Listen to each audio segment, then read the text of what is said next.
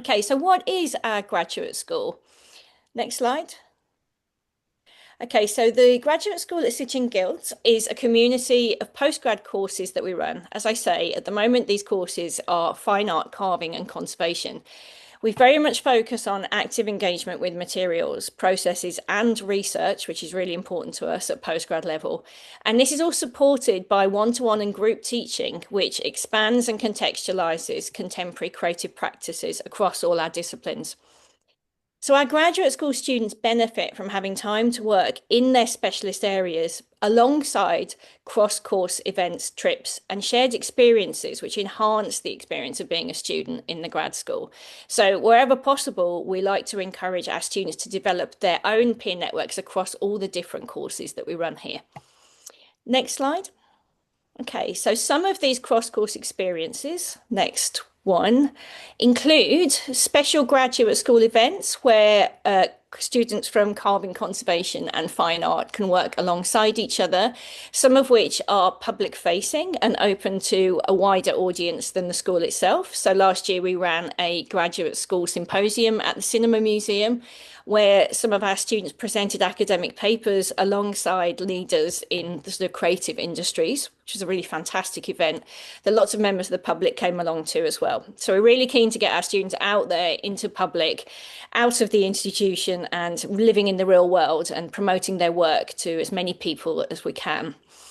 We do workshop orientations in our special areas of work that we have at the art school, which include printmaking, metalwork, woodwork, glass, ceramics, casting. So all our students have the opportunity to be introduced to these areas of practice, not only at the beginning of the course, but later on you can organise inductions as well. So at any point you need to be accessing like new processes or techniques, then there's the opportunity there for you to do so. We run lots of cross-course reading groups and seminars. We really love to experience the breadth of practice at the school across the different postgrad courses. And we love to hear all the different opinions and viewpoints that come from working in all our disparate areas. And we run some amazing skill share sessions, which are often organised by students themselves, where you can try out new skills brought in by your peers and, try things you've not done before and learn from each other. We also offer a lot of sign-up study trips and experiences that are on the timetable, and we go to the sort of places that you might expect us to go to as researchers and makers at postgrad level. So we go to places like the V&A, the Stanley Kubrick Archives, the Tate Archives and reading rooms. Obviously, we love to go to archives and collections and look at objects in the real world. But we do some more unexpected things that you might not think of as well. We really like to encourage you to get out of your studios and to see the world outside. So some of our recent trips have included a walk down Deptford Creek at low tide, a trip to the materials recycling facility at the Western Riverside Waste Authority in Wandsworth. We do lots of gallery crawls around commercial galleries across London and lots of workshops, film screenings and discussions that are open to graduate school students across all the different courses. Next slide. So here's some of our beautiful, wonderful, exciting students out and about in London, exploring the Tate archives and reading rooms where they were learning how to access archival material for their own research, looking at the Tate's amazing collection of artist books and artist maquettes and exhibition catalogues. Next slide. And this is where we like to get you getting dirty, putting on waders and walking down the sort of muddy Deptford Creek. This was a project that we did last year with the artist in residence at Deptford Creek, Susie Arnott, who was doing a project based around investigating algae that was growing along the creek. So we collected our own algae samples and looked at them under microscopes back in the Learning Centre, and really talked about what it means to work as artists and creative people outside of the expected areas of the gallery system. The Stanley Kubrick Archives, which is very nearby to us, just down the road in Elephant and Castle, where we were really interrogating the role of research in creative practices. And we looked at some amazing stuff of Kubrick's, his own notes, drawings, diagrams, sort of location scouting photographs that were taken as part of making these cultural objects within the film industry. And we love talking about materials, techniques, the physical stuff that creative people make and work with and conserve every day. And this is a trip where we went to see how all the kind of waste products in Wandsworth is recycled and sort of treated and put back out there into the world for things that we can use over and over again. We're really keen to look at sustainability of creative practice. I think it's something that we really all need to take a bit of responsibility for, and it's one of the things that we talk about quite a lot in the studios at City and Guilds because we're so material focused. So the three courses run along a similar framework. This is an example of the MA Fine Art course map. So you can see that there are 4 different units. The row at the top is the full-time course, which runs from September to September. It's a 12-month calendar year. So you do all your 4 units within that 12 months. If you are interested in studying with us part-time, it's exactly the same amount of units, but spread over 2 years. So you can see in part-time 1, you'll do 1 big studio unit, and then you'll come back in your second year, work on your thesis, professional practice, and a larger body of work that will be exhibited at the MA show in September. Next slide. This is what carving looks like. There's 3 units in carving, not like the 4 that there are in fine art. Research and development and final major projects, which run alongside each other, where you'll be working on work in the carving studios. And then an opportunity at the end of your course to reflect on all the work that you've made and write a more sort of academic paper about it. And conservation looks like this. Again, it's three units run alongside each other as it is on the other courses as well. So if you're part-time, you do a unit in the first year and 2 in the second year. And again, it's a focus on making, conserving, working with real objects, real clients at the beginning of the course, and a period of academic reflection at the end. The weekly schedule. So importantly, our studios are open Monday to Thursday from 8:45 to 8 o'clock at night. And on a Friday, we have a slightly earlier closing time to give people time to go home and enjoy the weekend. So we close at 6 on a Friday. In fine art, all our taught sessions are scheduled across 3 days between Monday and Wednesday for full-time students, which leave the rest of the week for you to be working on independent study, going to the library, doing your own research, accessing the workshops, and just kind of making stuff based on some of the conversations we've had earlier in the week. If you're studying part-time on fine art, then you will be required to be in the school at least 2 days a week, most weeks. For part-time 1, that would be Monday and Tuesdays, with Wednesdays for independent study, and part-time 2, Mondays are independent study day, and you'd be expected to be available for sessions between Tuesday and Wednesday. Carving and conservation are slightly different depending on the project that you're working on, because there's more connection with it being like a live project. So some tutorials might take place outside of the core days of Monday to Wednesday, but that's very much open to conversation with your tutors. Okay, your timetables will look a little bit like this. So all students across all the courses in the graduate school have timetables that are color-coded depending on the unit that you're studying on a particular day of the week. So you can see where you're meant to be, what unit you're studying on, what the content of each session is every day. And these timetables are put up on Moodle, which is our virtual learning environment, for you to see at a glance. Next slide.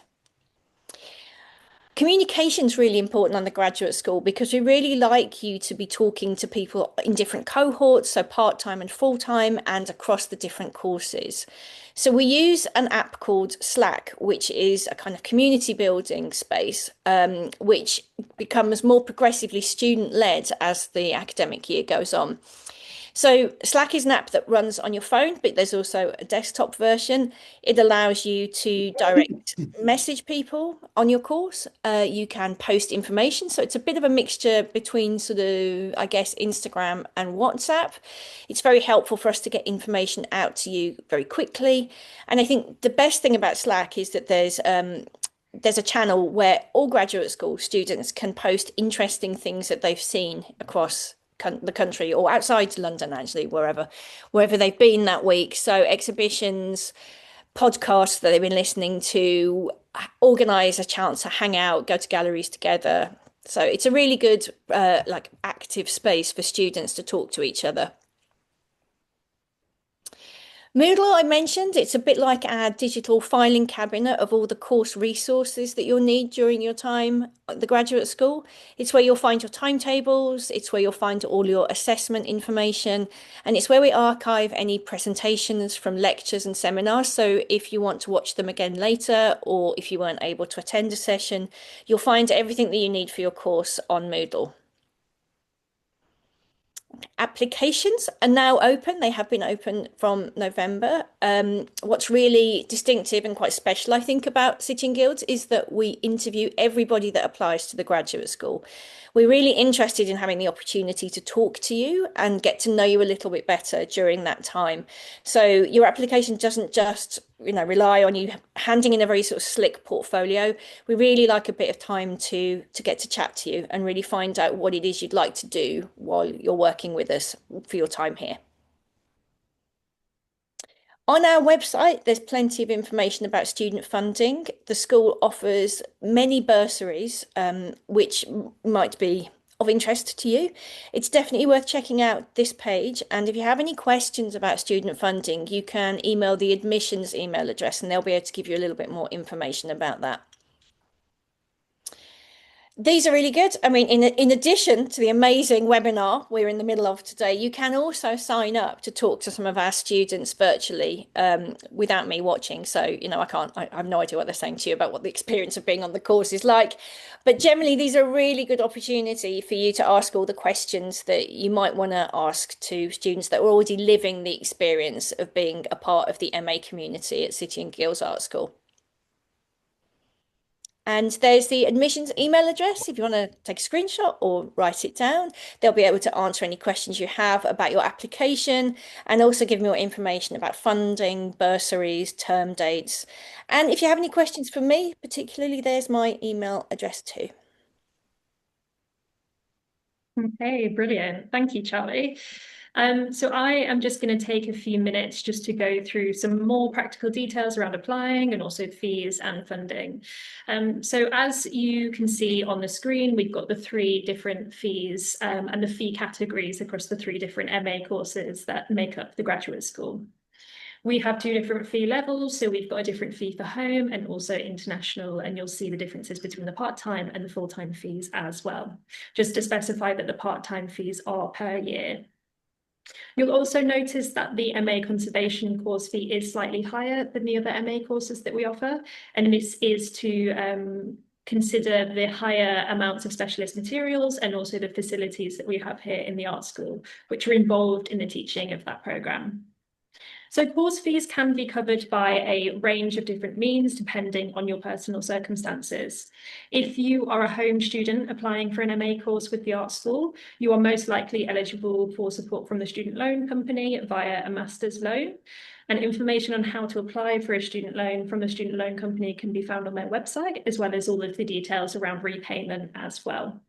If you're not eligible for a student loan or if you are an international applicant, we do have a wide range of bursaries and grants and also funding opportunities to help with your course costs. And they are available on our fees and funding page on the website.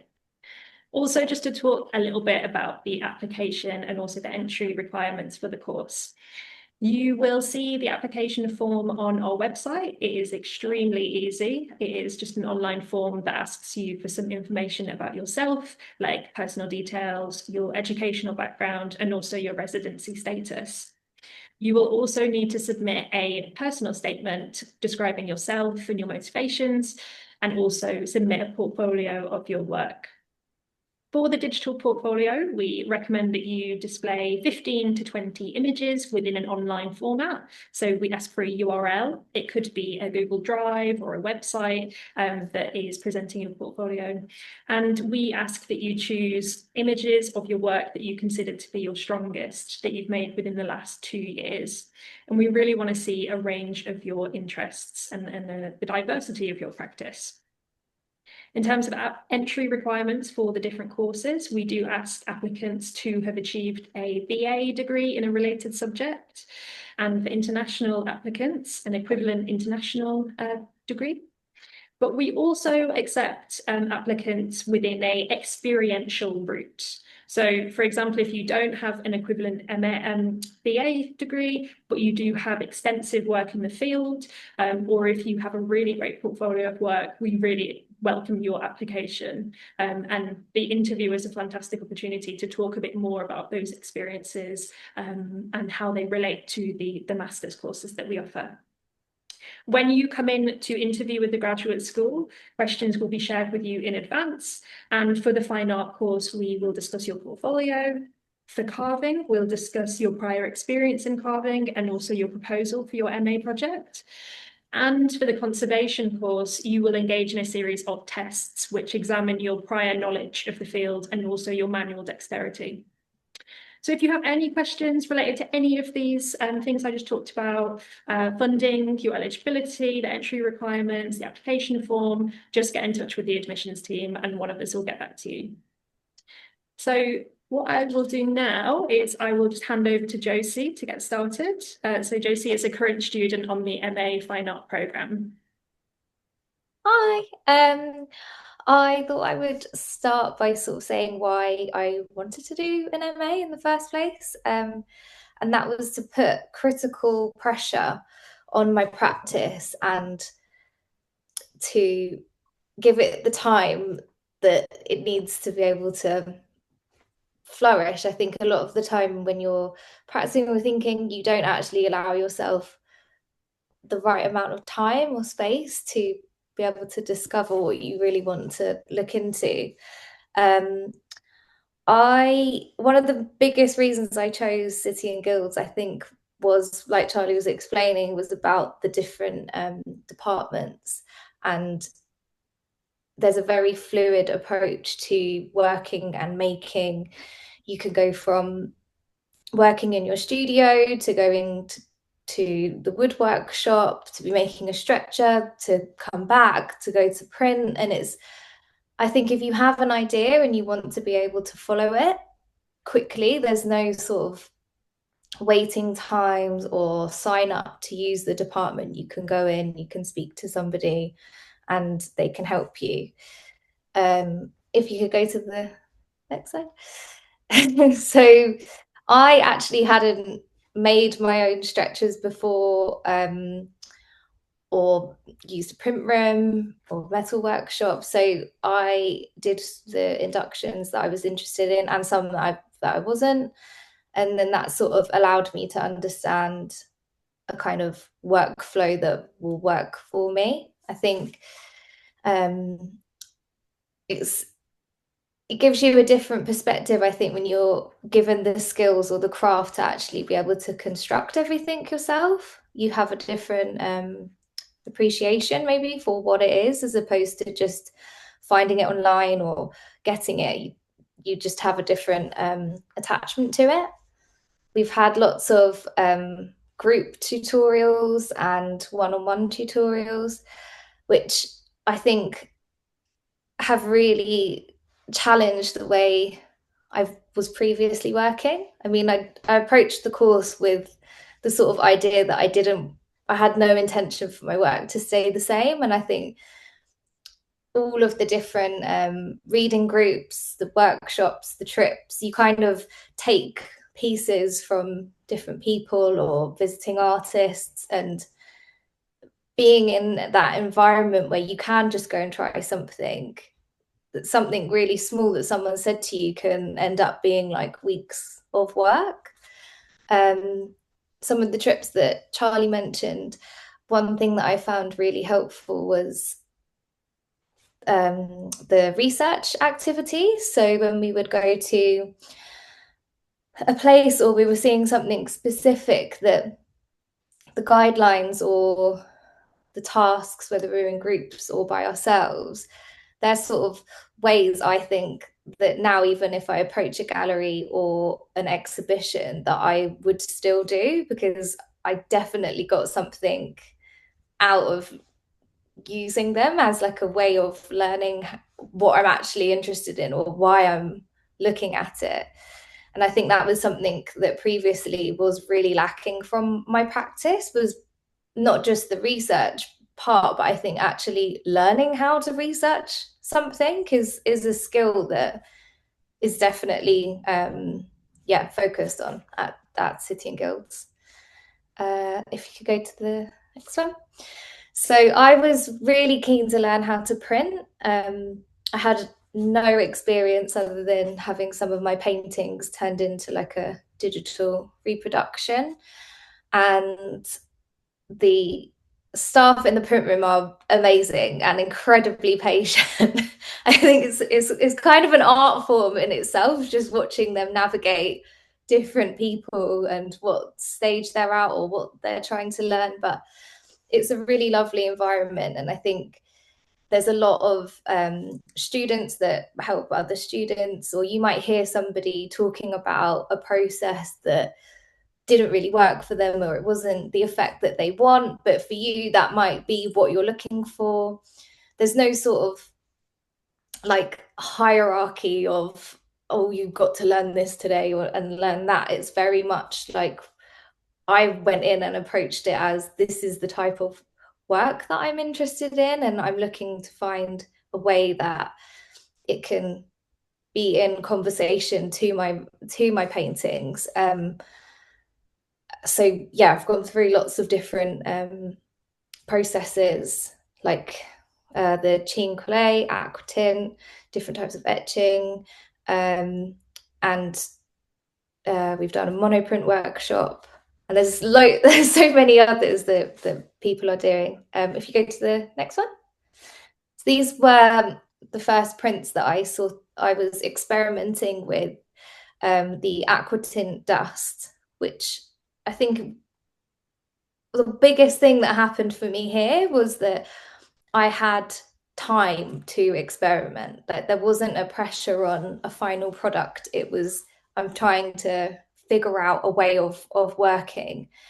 And I spent a really long time in there sort of making plates that were the same size so that I could print them together or separately. And these ones I created using stencils, where I was looking at the depth and the time of how the dust was falling through. And yeah, I spent a lot, I would say the second half of the first term, I really dedicated a lot of time to being in there. And it completely changed how I then thought about painting. And I kept going back to the studio and feeling like it was a bit stuck compared to how I was feeling with the prints. So with the prints, I was controlling maybe the environment that the prints were in, as opposed to exactly what happened on the page or the canvas. So it's sort of, I think if I hadn't have had that experience of being able to go into the print room every day, have a go, keep on experimenting, I never would have had a sort of shift in my own perception to my own work or my practice. If you go to the next one. This was probably the more recent one that I've done, and the sort of going through lots of boxes after Christmas and trying to find which ones really worked. I kind of wrote down maybe a bit more of like a recipe for how I wanted it to work. And the aquatint dust, once it's really, really overexposed, the material actually does the opposite of what you intend it to do, which is to be dark.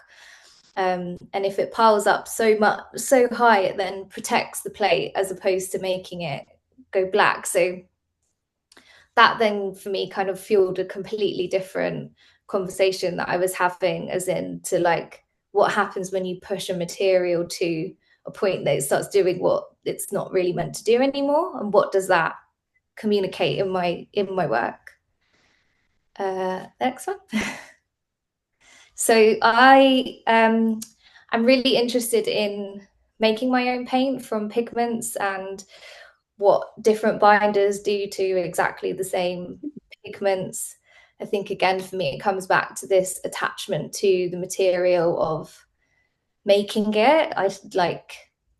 I feel like I really know the pigments that I use. I know how they interact with each other, and that's kind of like where I've begun. And I think maybe from the workshops that we've had and talks, or from visiting artists especially that I've had tutorials with, I don't think I ever quite understood maybe how important it was what I was doing with the paint, or what it actually says in relation to what I'm painting, or if it's opposing what I'm doing or not. I think that that's something which has been really, really fascinating, to be honest. And if you go to the next one, these paintings I started with the attitude of like I didn't know what they were going to become, and that felt like a really vulnerable place for me, because I've always painted things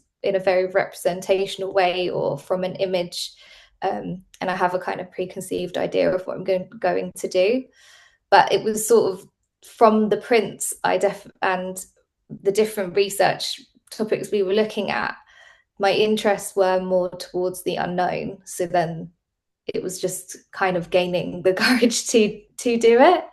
I think being in the studio, being full-time, obviously you have your own studio.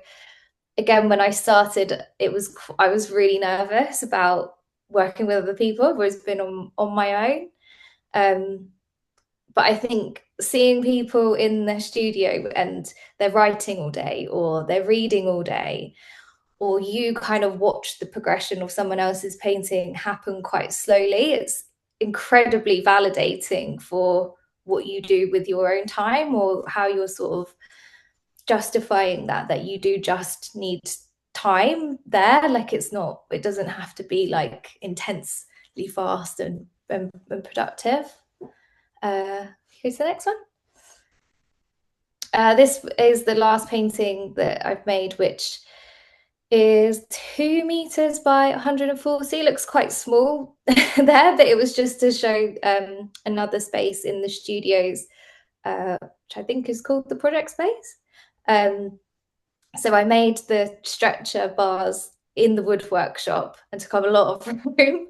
And these spaces are where we have lots of workshops and activities, but during the end of the week when they're not being used, this is where I stretch the painting. Or if you are working on something big, you can take it down and have a look, photograph it. I just wanted to include that. But yeah, I think that's everything I was going to say. Sorry if I went over time. No, that was brilliant. Thank you so much. Okay, so I'm going to hand over to Paul now, who is sat next to me here, to talk about the MA carving course. Hello, yes, I'm Paul Farmiloe. I'm in the second year of my part-time MA carving. I was previously did the BA course, a 3-year course, so enjoyed it, and also found that there was so much more I wanted to learn that I've continued with the MA.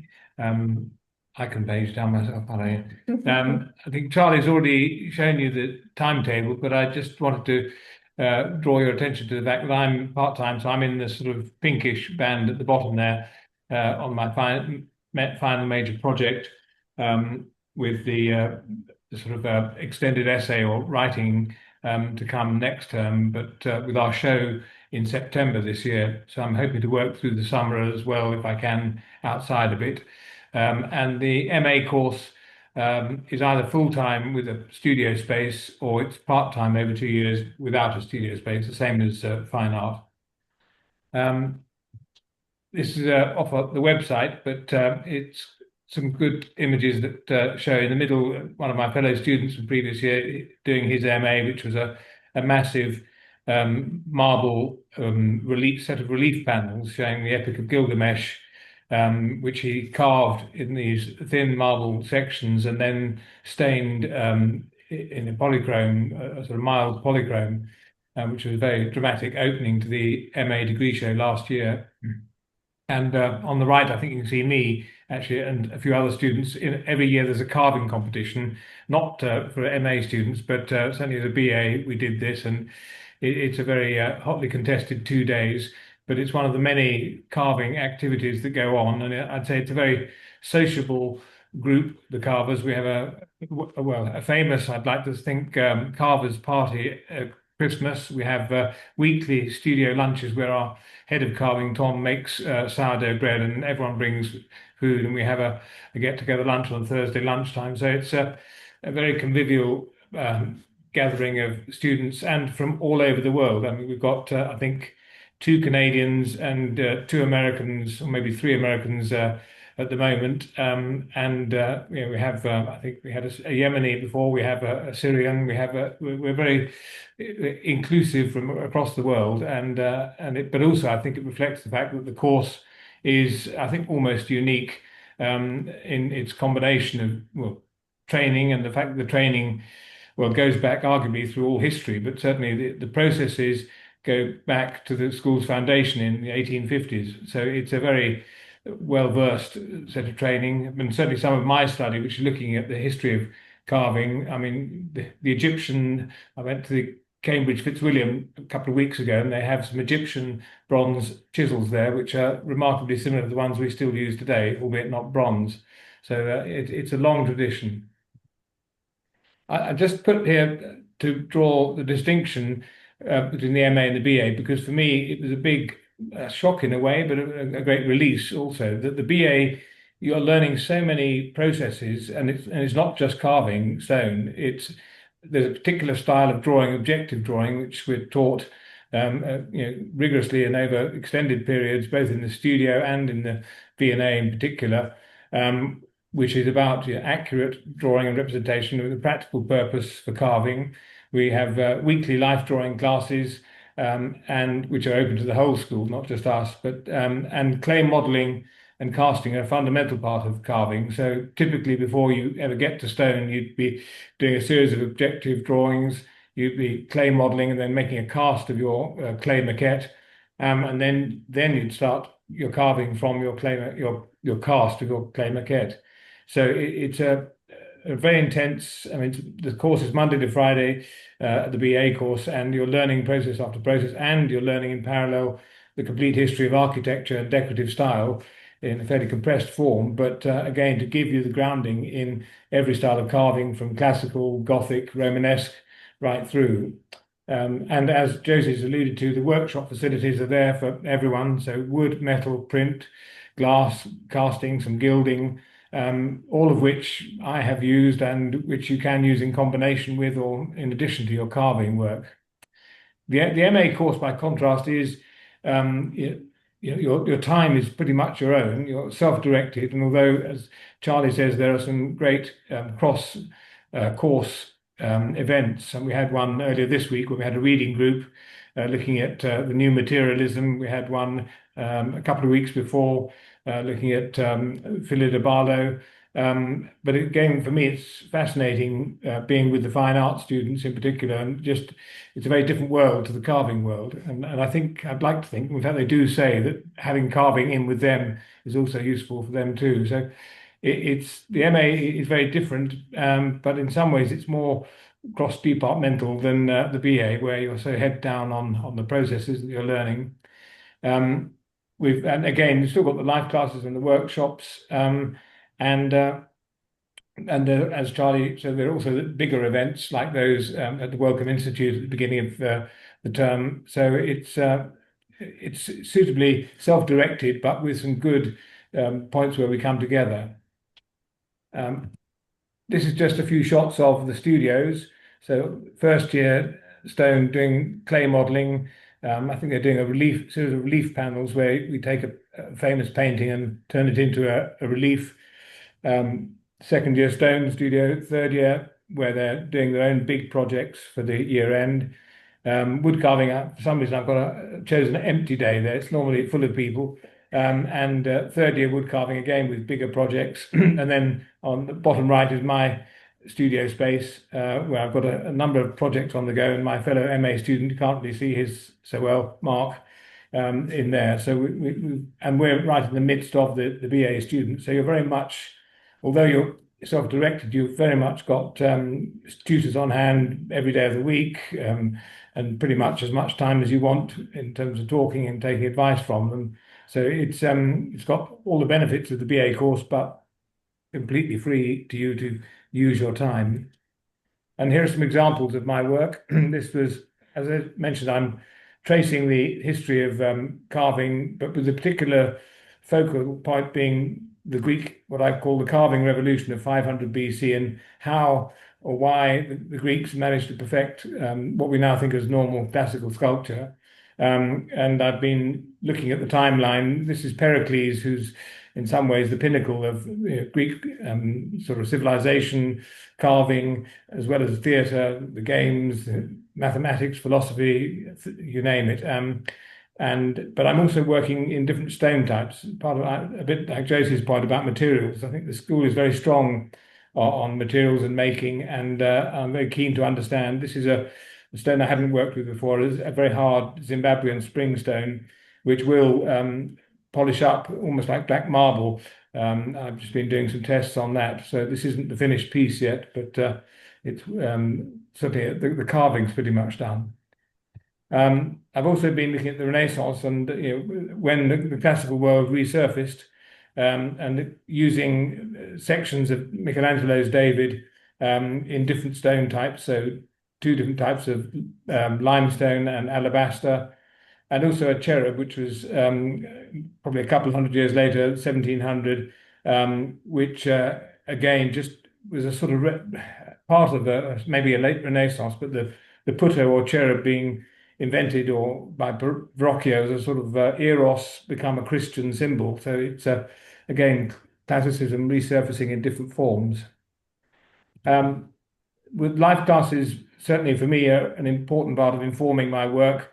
And sometimes we get free rein with the models and we can get them to adopt poses that help. So I was looking at contrapposto in particular, just experimenting with that and different, again, using different mediums. So not just pencil, Conte or charcoal, but also watercolor and soluble pencils. This is my most recent piece, which is a pharaoh Akhenaten from 1350 BC. And he, to me, was the radical. He changed the whole style of carving out of the 2,500 years of Egyptian carving that's fairly consistent throughout. He changed the whole posture, style, figure of his figures, introduced a new dynamism.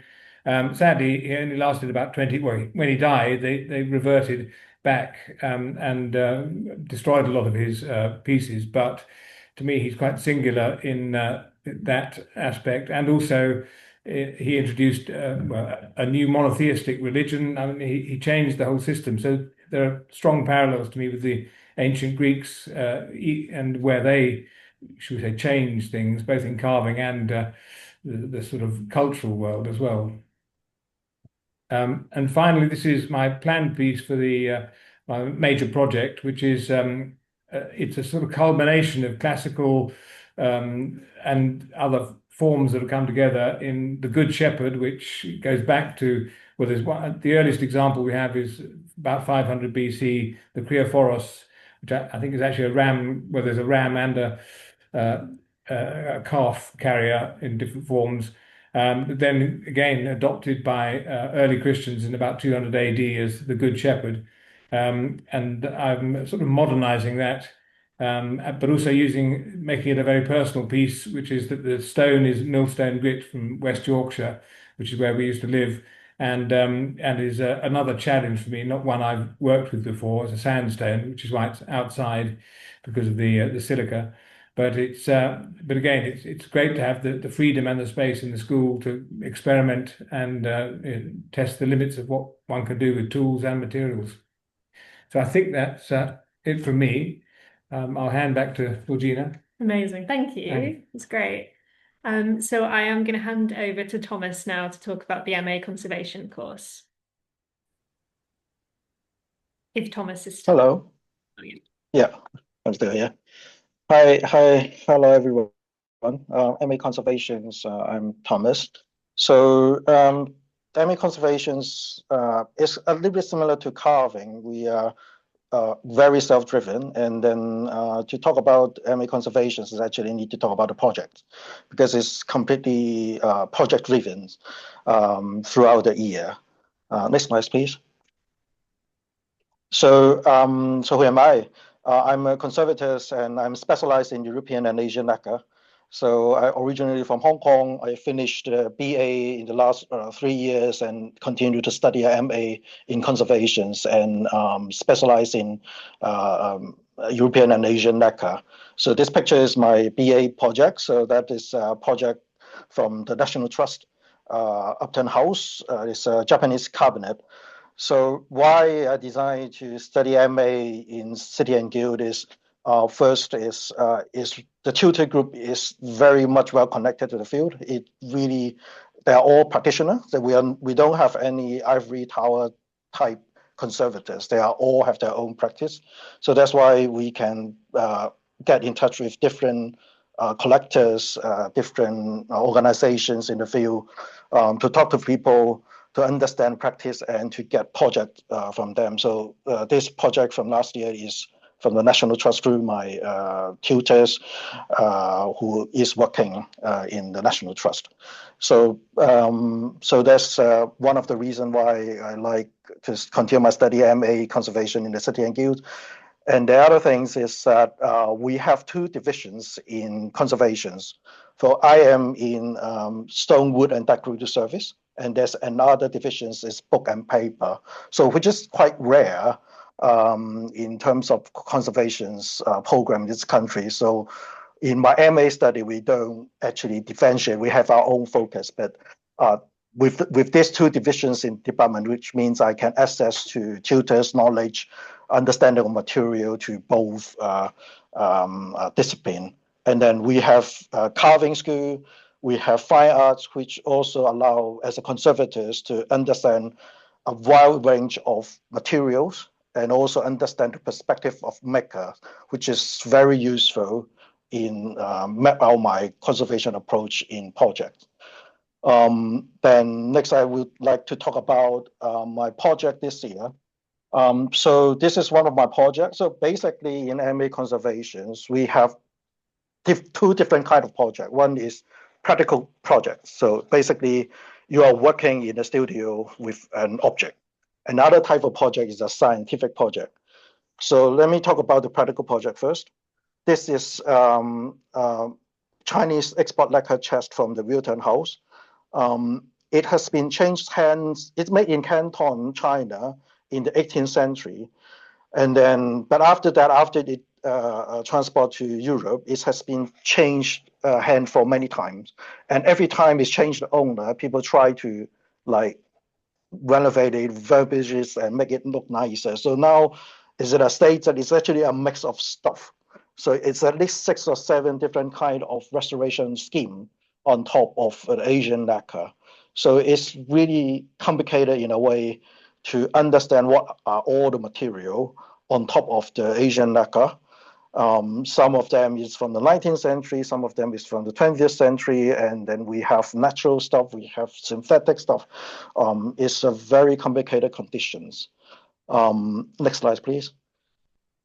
And then one of the key conditions is the very actively deteriorating surface. So these are quite typical in lacquer, deteriorated lacquer. So this is the damage come from light damage and then heat damage. And then, of course, mechanical damage. So all it's a combo of different kind of damage on top. And then you can see there's a different color on the black lacquer as well. It's because of the Western varnish on top of the Chinese lacquer. So under this very complicated circumstance, what I need to do is to do a lot of research. From material science perspective, we do technical analysis on microscope, FTIR analysis to understand the material. And then we need to come up with approach and solutions of how we are going to solve this. So it's basically a series of problem solving. So next slide, please.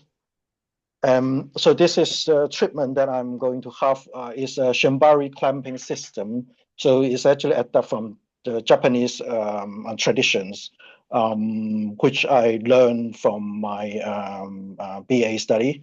Now it's more like enhanced version. So the logic is use moisture to soften the lacquer, and then use this all the barbecue bamboo stick with perspex to push the lacquer back to the surface with an adhesive. So there's around 200 sticks here. So every time it's like 5-6 hours work to work through it. So I'm still evaluating the effectiveness, but so far it's worked all right.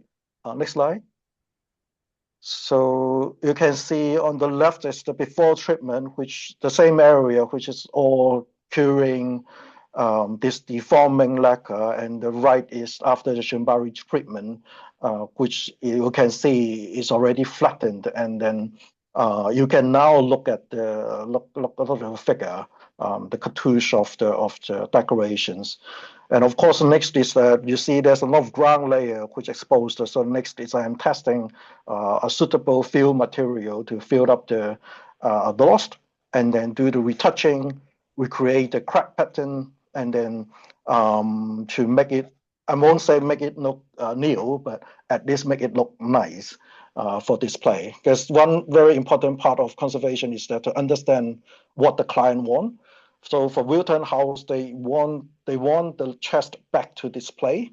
So now, of course, the current condition is can't really display it at all because the lacquer is just falling off. So my mission is to get that to the conditions that is ready to display publicly in the Wilton House. So this is one of my project. Next slide. So to do this project and also to come up with this treatment, there's a lot of scientific analysis involved. So this is one of the cross sections that I took from the chest and under visible light, under UV lights, and under specific material testing. So it's a lot of science involved there. And you can see there's a layer of like natural resin. The top yellowish layer is basically the Western restorations. So this is how we identify what are Western, what are original, because they have different chemical properties. So we need to consider our treatment, consider that to make sure that it's safe. I can't just put on stuff that will dissolve everything on top. So there's a lot of science involved. And then I also have another project. Next slide. So this one is a much nicer object. I can't say that, but yeah, it's a much nicer in condition, in terms of conditions. So it's a 17th century Japanese makie comb box. So it's a pretty small project, but the interesting thing about it is that it's a very high quality makie box. It's a museum grade object.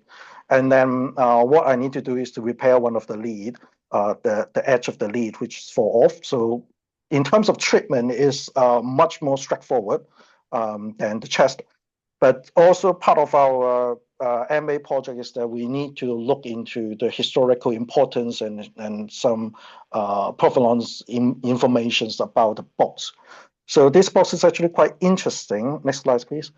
In a way that you see there's a lot of family crest on the box, and it's actually appear as the shogunate family. So it's as really the royal family back then, not royal, but the ruler of Japan in Edo time.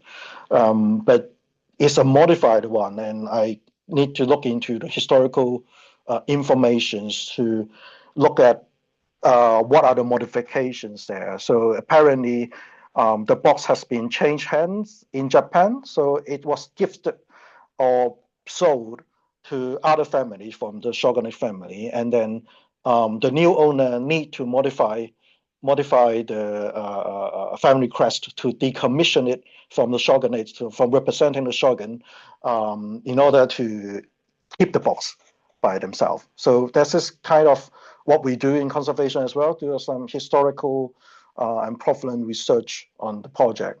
So I just got approval from the client about the treatment. So the treatment will be started very soon on this project as well. So all these projects are from real clients. Basically, what I need to do is to liaise directly with the client about treatment schedule, treatment proposal, what they are willing to do, what they are planning after the treatment, etc. And also get, of course, to ask the right questions to the tutor to get their support too. And then finally, next slide, please. Apart from those practical projects, we also need to do a scientific research project. So what I'm trying to do is to make a foam based on methyl cellulose, so it's chemicals, to do as a filler, to create a conservation grade filler, so that it's not deteriorate over time. Next slide. So in short, it's basically putting these two stuff together and see how this works. So this is what my scientific research project. That's it for my presentation. Thank you very much. Amazing.